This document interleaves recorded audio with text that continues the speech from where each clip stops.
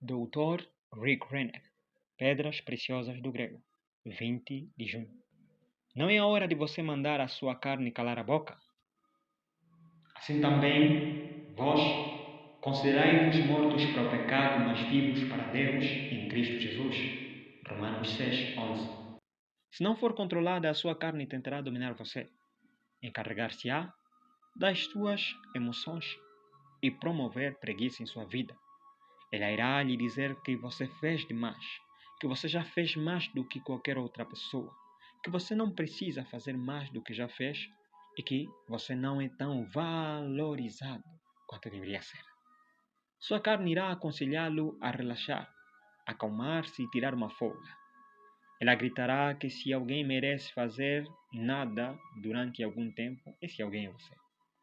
Sua carne sempre tentará levar tudo a um extremo. Se você lhe permitir controlá-lo, ela o levará a um estado de preguiça que ceda toda a sua perspectiva e destrói a sua produtividade. Você perderá a sua alegria, esperança, vitória, até mesmo a sua razão de viver. No fim, você ficará fraco, impotente e desprovido de desejo ou energia para perseguir qualquer coisa. Para não falar do alto chamado que Deus tem para a sua vida. Quando a sua carne se levanta e seduz você a ser preguiçoso quanto a seu sonho, seu negócio ou seu relacionamento com Deus, o que você deveria fazer? Ou quando quando o persuade a acreditar que você é pobre demais, estúpido demais, feio demais, desinteressante demais ou medíocre demais para ser usado por Deus, como você deveria reagir? Você deve chorar e se queixar por não ser tão talentoso quanto os outros. Deve sofrer por não ser tão magro quanto alguém. Você deve choramingar por não ter nascido em uma família mais prestigiosa. Deve se lamentar por nunca ter conseguido terminar os estudos. A sua reclamação colocará um diploma em sua parede. É tempo de dizer à carne para calar a boca. Então, agarre-se ao poder de Deus de mudar você e a maneira como você está pensando, enquanto você permitir que essa carne rancorosa e fedida, rançosa, produza uma mentalidade de pobre, de mim, não fará qualquer contribuição importante para o mundo. Isso é uma pena porque Deus quer usar você.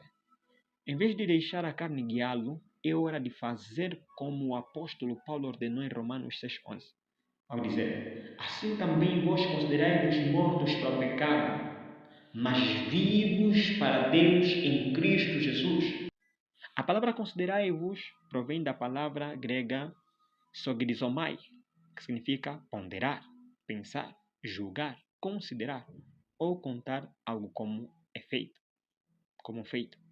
Isso significa que o versículo poderia ser traduzido assim: de uma vez por todas, considerem-se mortos para o pecado. Porém, é importante observar que o tempo grego significa que esse considerar deve ser feito de maneira contínua. Com isso em mente, concluímos que o versículo poderia ser traduzido assim: de uma vez por todas, considerem-se mortos para o pecado. Depois disso, continuem assim, continuem considerando-se como alguém que morreu para o pecado. A palavra morto provém da palavra necros, palavra grega que significa cadáver humano. Ela é a imagem de uma pessoa verdadeiramente morta, cujo corpo sem vida não tem batimento cardíaco nem respiração. Essa pessoa é declarada clinicamente morta. Ela é agora um cadáver. Ao usar a palavra necros, Paulo nos diz que devemos nos considerar mortos, não reativos ao pecado. Devemos ser tão reativos ao pecado quanto uma pessoa morta é à vida. Os mortos não respondem a coisa alguma porque estão mortos. Essas poderosas palavras de Romanos 6,11 poderiam ser interpretadas da seguinte maneira: de uma vez por todas, considerem-se mortos para o pecado. Depois disso, continuem assim. Você tem de manter-se contando a si mesmo como alguém que morreu para o pecado. Quando servi como pastor assistente na Igreja Batista do Sul, o pastor sênior quis me ensinar a conduzir funerais. Então me levava a um funeral após outro. Ele queria que eu aprendesse a me conduzir em situações delicadas e difíceis. Um funeral de que eu participei foi uma experiência inesquecível. Ainda agora posso vê-lo vividamente ao escrever sobre ele. Foi um funeral realizado para uma família não salva cujo filho havia morrido tragicamente em um acidente. A tristeza e a contrição naquela sala eram tão fortes que quase pareciam dominar todo o ambiente. Nada é mais triste do que um funeral em uma família de incrédulos. Eles não têm fé nem esperança quando perdem um ente querido. É verdadeiramente uma catástrofe, porque a falta de esperança deles os oprime. Porém, ainda pior do que comparecer a um funeral é ser chamado a conduzir um. Eu observei a mãe se aproximar do caixão para dizer seu último adeus ao filho. Ela estava tão esmagada de tristeza que se arrastou para dentro do caixão. Ela apertava e segurava firmemente o cadáver do filho, suplicando: fale comigo, não me deixe assim. Os funcionários da funerária tiveram de tirar a mãe do caixão e escoltá-lo até a limusine que aguardava para levá-lo e o restante da família ao cemitério para o enterro. Aquela experiência precoce está gravada para sempre na minha memória. Nunca me esqueci daquela lamentável visão de quando a mãe agarrou aquele corpo morto em seus braços e lhe implorou para falar com ela uma última vez.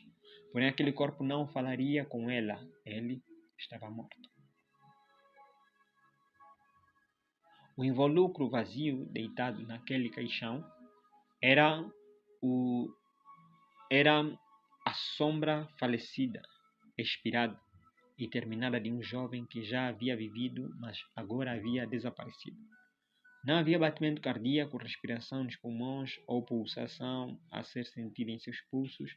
O relógio tinha parado de funcionar para a vida daquele homem e não havia como voltar o relógio, para fazê-lo voltar a funcionar. Era um relógio feito. A vida daquele homem havia expirado, seu corpo estava mortificado. Bem, sua carne precisa ser mortificada da mesma maneira. Como Paulo diz em Romanos 6,11. É tempo de você ponderar, pensar, julgar, considerar ou contar como fato acabado que você está morto para o pecado e suas insinuações mentirosas para contar-se continuamente como morto para o pecado.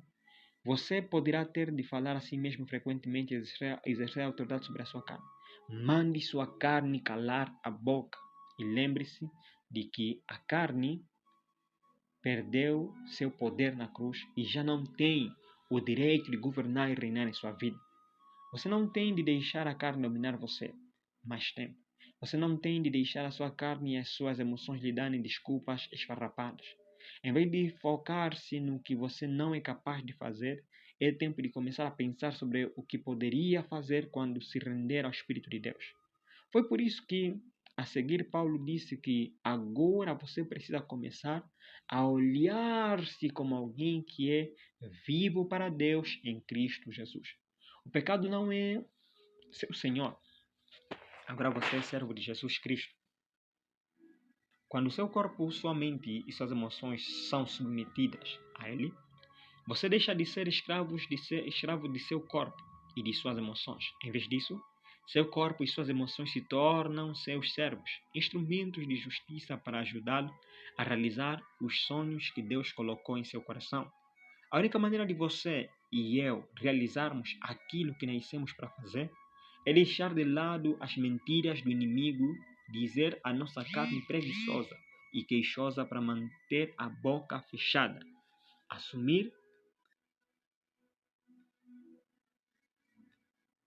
o controle de nossas emoções e nos render a Deus como instrumentos. Então, quando começarmos a falar a verdade da palavra de Deus, recorrendo ao seu poder que opera em nós e por meio de nós para fazer a sua vontade, começaremos a ver resultados e realizações sobrenaturais. Deus tem algo tremendo para você fazer.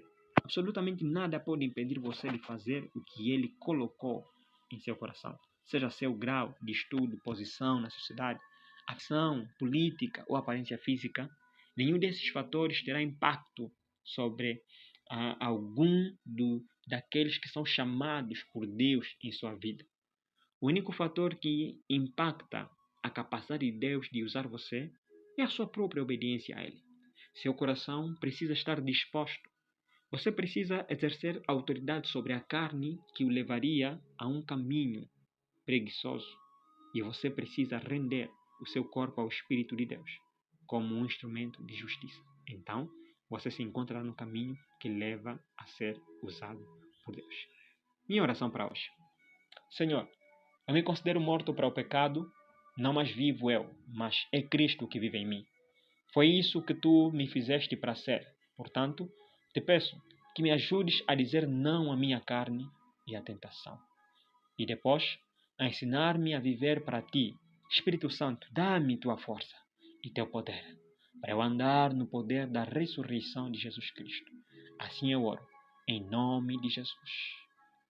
Minha confissão para hoje. Declaro ousadamente que pondero, penso, julgo, considero e conto como fato acabado que estou morto para o pecado.